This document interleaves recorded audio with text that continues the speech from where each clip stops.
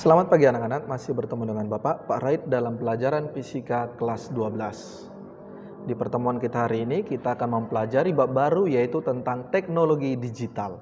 Mari kita pelajari. Coba kita perhatikan di sekolah, di rumah, ataupun di kantor. Pasti kita terbiasa melihat orang-orang menggunakan komputer, laptop, atau handphone. Kamera atau kamu sendiri sudah terbiasa menggunakan komputer, laptop, atau handphone. Atau kamu kamera untuk mengerjakan tugas sekolah atau mengirim email dan lain sebagainya. Sebelum orang mengenal handphone ataupun tablet, biasanya untuk membaca surat kabar harus membeli atau berlangganan. Namun kini dengan perkembangan teknologi digital, membaca surat kabar dapat dilakukan kapanpun dan dimanapun di perangkat handphone atau tablet yang mempunyai koneksi internet. Pada pembahasan kali ini, kita akan mempelajari mengenai teknologi digital, juga manfaat bagi kehidupan kita. Adapun tujuan pembelajaran kali ini, kamu diharapkan dapat yang pertama menjelaskan konsep di teknologi digital, yang kedua menjelaskan penyimpanan data dalam bentuk digital, dan yang ketiga menjelaskan transmisi data dalam bentuk digital. Apakah kamu pernah mengirim surat kepada teman atau keluarga yang jauh dan mengirimnya melalui kantor pos? Atau kamu lebih terbiasa menulis pesan singkat ke temanmu melalui handphone?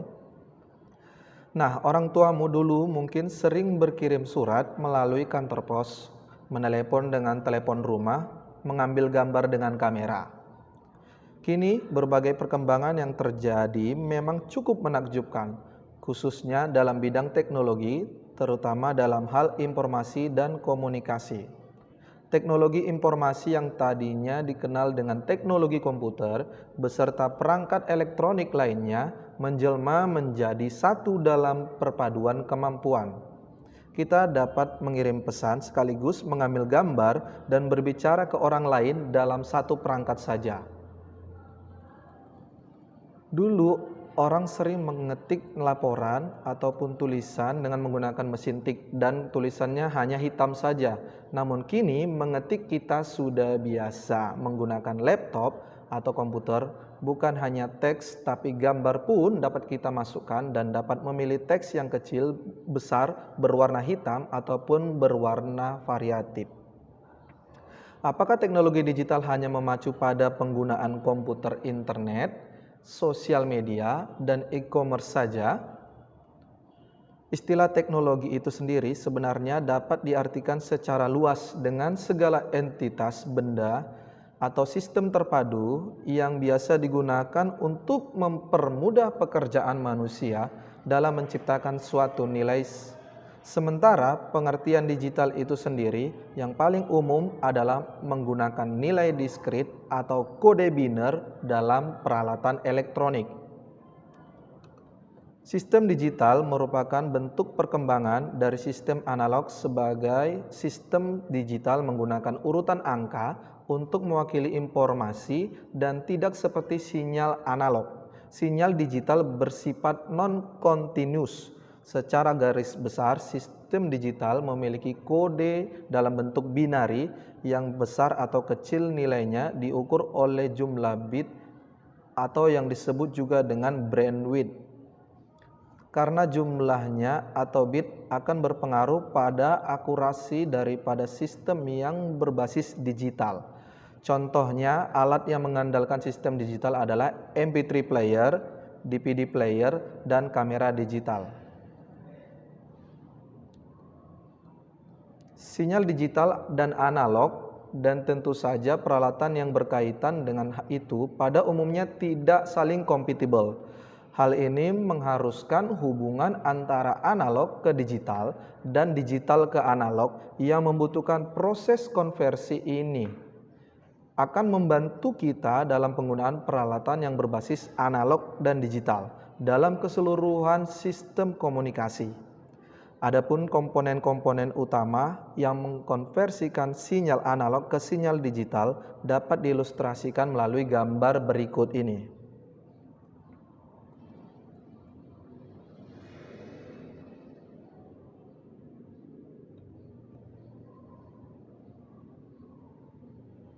Sinyal analog ini diberikan ke dalam ADC atau analog to digital converter. Ini adalah satu chip yang mensampling sinyal pada suatu laju yang sudah ditetapkan sebelumnya, memberikan nilai label kuantum ke setiap sampel dan mengkonversikan nilai ini ke kode biner. Clock berfungsi menghasilkan suatu pulsa teratur yang untuk menjamin bahwa kode 1 dan 0 dihasilkan pada interval yang teratur. Sinyal digital yang dihasilkan kemudian ditransmisikan. Contohnya pada sinyal TV atau disimpan contohnya pada sebuah DVD. Perbedaan antara teknologi digital dan teknologi analog yaitu istilah digital menunjukkan pada jari-jari kaki dan tangan yang telah dipakai selama ribuan tahun untuk menghitung dan menggambarkan data-data numerik. Teknologi digital sendiri merupakan sistem menghitung sangat cepat yang memproses semua bentuk informasi sebagai nilai-nilai numerik. Teknologi analog pada dasarnya hanyalah alat yang sederhana dengan program yang tertentu seperti komputer analog.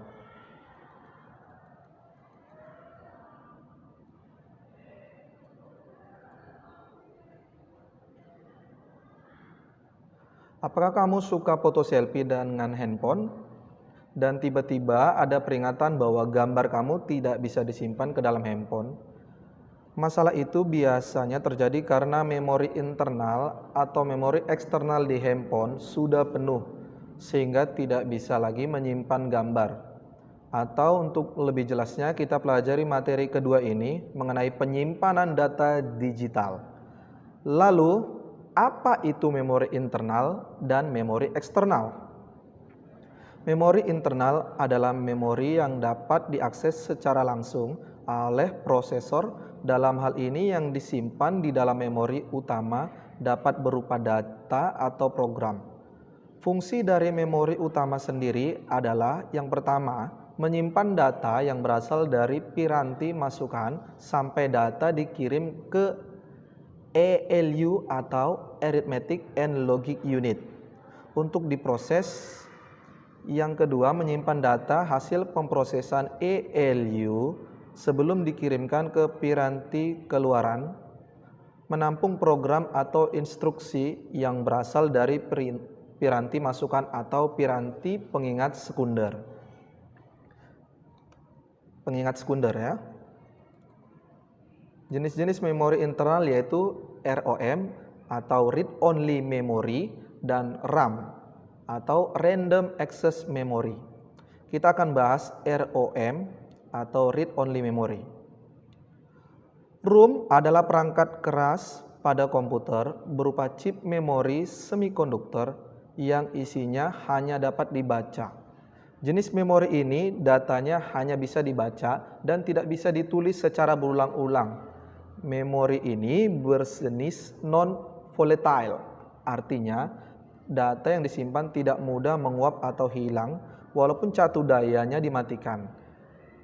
Karena itu, memori ini biasa digunakan untuk menyimpan program utama dari sistem. ROM pada komputer disediakan oleh vendor komputer dan berisi program atau data di dalam PC ROM. Biasa disebut juga dengan BIOS atau Basic Input Output System atau ROM BIOS.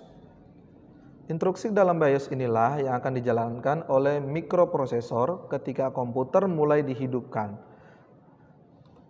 Selanjutnya, RAM atau Random Access Memory. RAM merupakan jenis memori yang isinya dapat diganti-ganti selama komputer dihidupkan dan sebagai suatu penyimpanan data yang dapat dibaca atau ditulis dan dapat dilakukan secara berulang-ulang dengan data yang berbeda-beda. Jenis memori ini merupakan jenis volatile atau mudah menguap, yaitu data yang tersimpan akan hilang jika catu dayanya dimatikan. Karena alasan itulah, maka program utama tidak pernah disimpan di rak random. Random artinya data yang disimpan pada RAM dapat diakses secara acak. Modul memori RAM yang diperdagangkan berkapasitas yaitu 128 MB 256 MB, 512 MB, 1 GB, 2 GB, dan 4 GB. Sedangkan memori eksternal adalah memori tambahan yang berfungsi untuk menyimpan data atau program. Dengan kata lain, memori ini termasuk perangkat keras untuk melakukan operasi penulisan, pembacaan, dan penyimpanan data di luar memori utama. Beberapa contoh memori eksternal yaitu misalnya hard disk, floppy disk, zip drive, compact disk, atau DVD.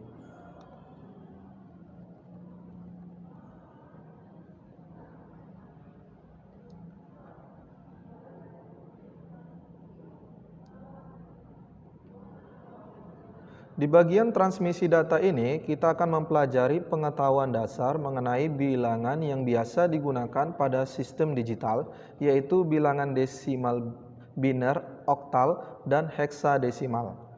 Kemudian kita akan mempelajari mengenai sinyal, yaitu sinyal analog dan sinyal digital. Terakhir, kita akan mempelajari media transmisi data. Banyak sistem bilangan yang dapat dipakai dalam melaksanakan perhitungan. Namun, ada beberapa sistem bilangan yang telah jarang dipakai, bahkan sudah tidak dipakai sama sekali lagi. Dan ada pula sistem bilangan yang hanya dipakai pada hal-hal tertentu saja. Sistem bilangan limaan atau quinary dipergunakan oleh orang Eskimo dan orang Indian di Amerika Utara zaman dahulu karena semua perangkat elektronika digital merupakan sistem digital yang bersifat saklar atau switch. Sistem bilangan yang paling sesuai untuk perangkat ini adalah sistem bilangan atau binary.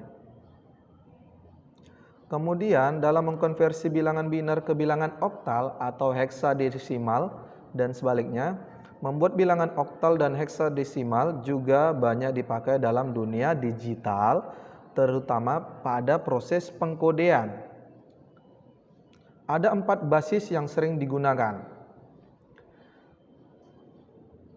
Yang pertama, bilangan desimal suatu sistem.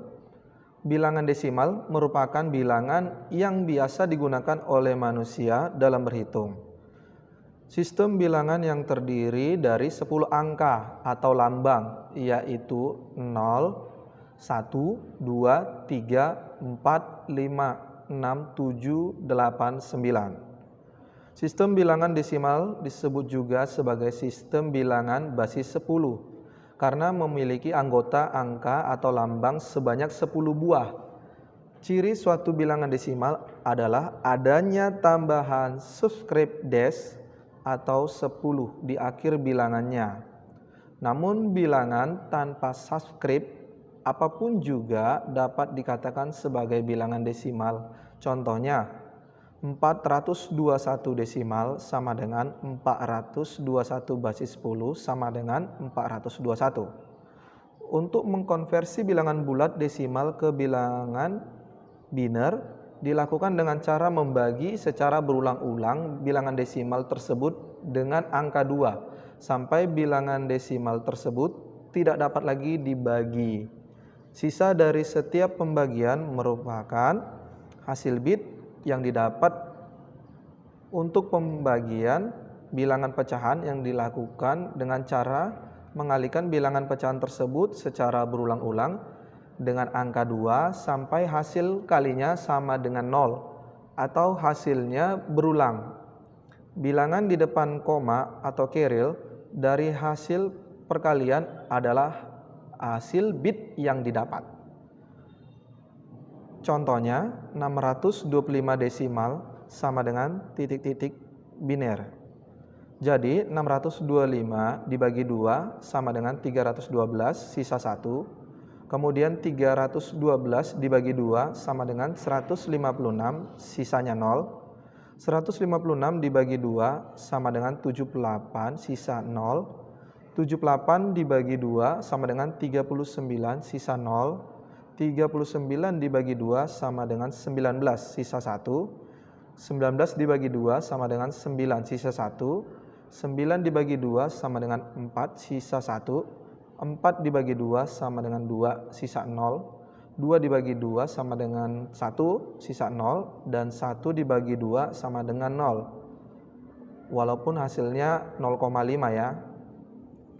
Jadi 625 desimal sama dengan 100.111.0001 biner.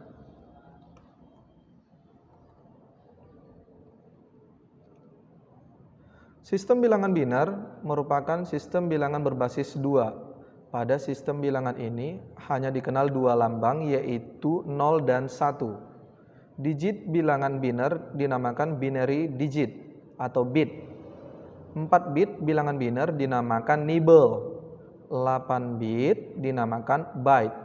Sejumlah yang terdiri dari karakter beberapa huruf, angka atau lambang yang khusus dinamakan word. Suatu ciri dari sistem bilangan biner adalah adanya tambahan subscript bin atau 2 di akhir bilangannya. Contohnya, 100101011 bin itu sama dengan 10101011 basis 2. Jadi ada angka 2 di bawahnya. Konversi bilangan biner ke desimal. Jadi seperti yang dikatakan di sebelumnya, bahwa sistem bilangan biner ini merupakan bilangan berbasis 2, sehingga digunakan 2 pangkat X untuk mengkonversikan ke dalam bentuk bilangan desimal. Contohnya, 1110 biner sama dengan titik-titik-titik desimal. Nilainya 1110 biner, maksudnya sama dengan 1 kali 2 pangkat 3 tambah 1 kali 2 pangkat 2 tambah 1 kali 2 pangkat 1 tambah 0 kali 2 pangkat 0. Jadi nilainya 8 tambah 4 tambah 2 tambah 0. Jadi hasilnya adalah 14 desimal. Di sini bisa kita lihat bahwa kita tinggal melihat angka berapa yang ada dalam kasus bilangan biner yang akan dikonversikan seperti dalam contoh kita. Melihat ada 4 angka. Kalau ada berarti misalnya 10.000. 10.000 itu 4 angka, berarti di belakang angka pertama itu ada 3. Berarti 3 ini kita jadikan sebagai pangkat maksimumnya. Makanya ketemu 1 kali 2 pangkat 3, yang terakhir 0 kali 2 pangkat 0, yaitu 0 seperti itu. Yang ketiga, bilangan oktal. Sistem bilangan oktal merupakan sistem bilangan berbasis 8. Pada sistem bilangan ini terdapat 8 lambang, yaitu 0, 1, 2, 3, 4, 5, 6, 7. Karena oktal dan heksa merupakan pangkat dari 2, maka kedua sistem bilangan tersebut memiliki hubungan yang sangat erat. Bilangan oktal berkaitan dengan prinsip biner. Ciri sistem bilangan oktal adalah adanya tambahan subscript oct dan 8 di akhir bilangannya. Contohnya 1161 oct itu sama dengan 11618 basis 8. Untuk konversi bilangan oktal ke desimal sama aja seperti sebelumnya. Kita menggunakan pangkat seperti yang terlihat pada penjelasan di biner. Contohnya 1161 oktal sama dengan titik-titik-titik desimal. Jadi kita tinggal mengalihkan, karena di sini ada 4 angka, berarti pangkat maksimumnya adalah pangkat 3. 1 kali 8 pangkat 3 tambah 1 kali 8 pangkat 2 tambah 6 kali 8 pangkat 1 tambah 1 kali 8 pangkat 0. Jadi hasilnya adalah 512 tambah 64 tambah 48 tambah 1. Hasilnya 625 desimal. Konversi bilangan desimal ke oktal. Untuk konversi bilangan bulat desimal ke dalam bentuk bilangan oktal, cara yang digunakan sama seperti konversi bilangan desimal ke biner. Namun bilangan pembagi pada bilangan oktal adalah angka 8. Karena sistem bilangan oktal adalah bilangan dengan basis 8. Untuk mengkonversi bagian bilangan pecahannya dilakukan cara Mengalihkan bilangan pecahan tersebut secara berulang-ulang dengan angka 8 sampai hasil kalinya sama dengan 0 atau hasilnya berulang. Bilangan di depan koma atau carry dari hasil perkalian adalah bit yang didapat. Kita lihat contohnya. 625 desimal sama dengan titik-titik oktal. 625 dibagi 8 sama dengan 78, sisa 1. Kemudian 625 dibagi 2 kan 312. Jadi selanjutnya 312 ini kita bagi 8, nilainya 9, sisanya 6. Kemudian 312 dibagi 2 sama dengan 156. 156 dibagi 8 sama dengan 1, sisa 1.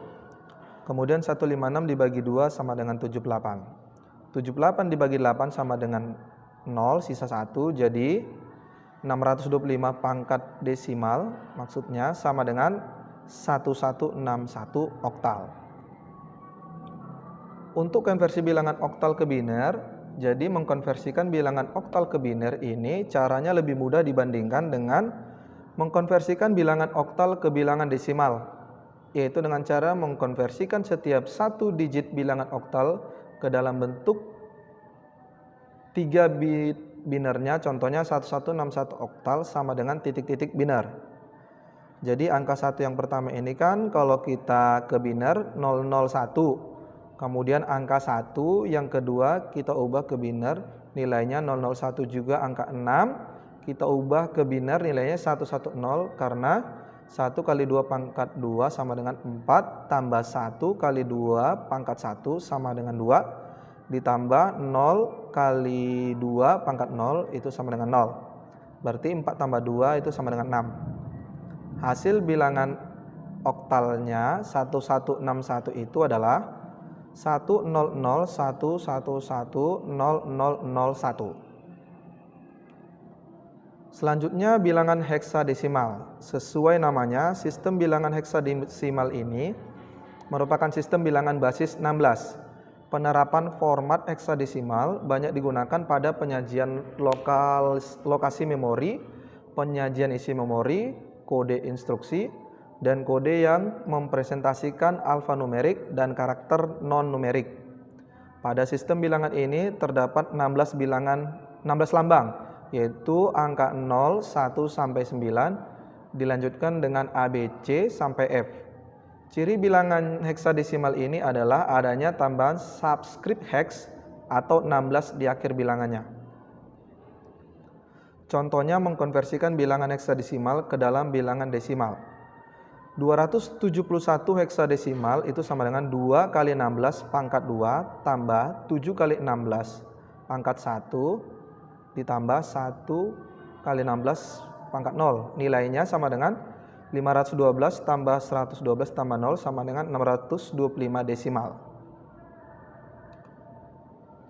Contoh konversi bilangan desimal ke heksadesimal. 625 diubah ke heksadesimal dibagi 16 sama dengan 391, kemudian 625 dibagi 2 dibagi 16 sama dengan 27, kemudian 312 dibagi 2 sama dengan 156, dibagi 16 sama dengan 0, sisa 2, jadi 625 desimal sama dengan 271 heksadesimal.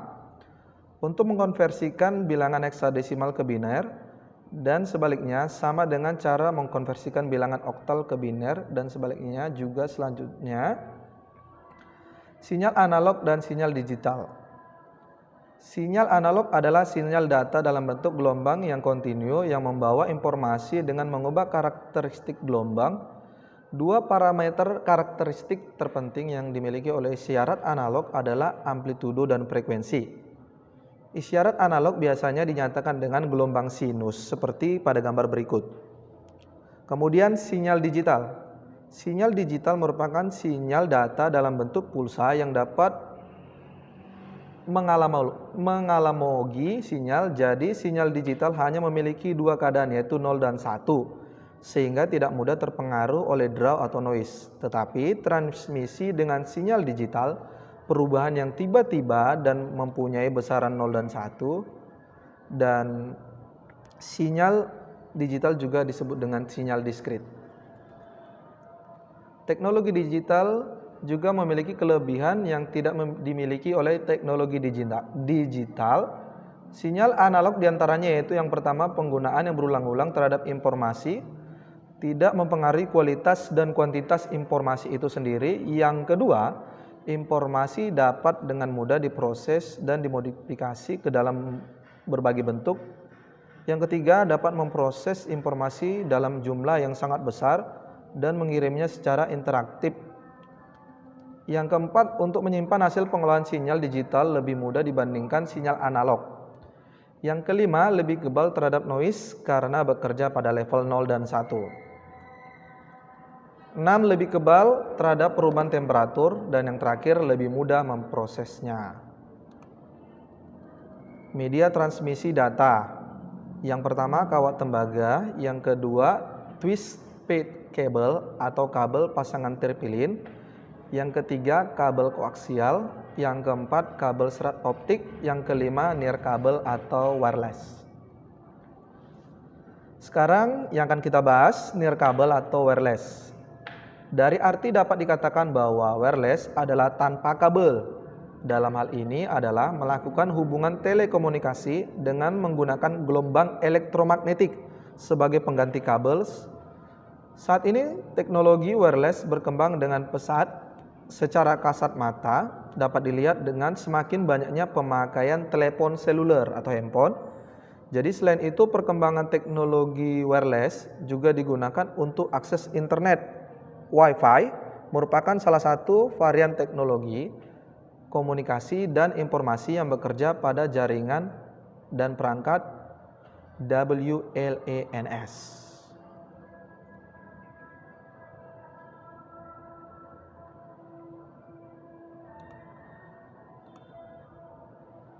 Berikut ini adalah latihan, coba kalian kerjakan nanti di rumah, kemudian dikumpulkan di classroom ya nak ya.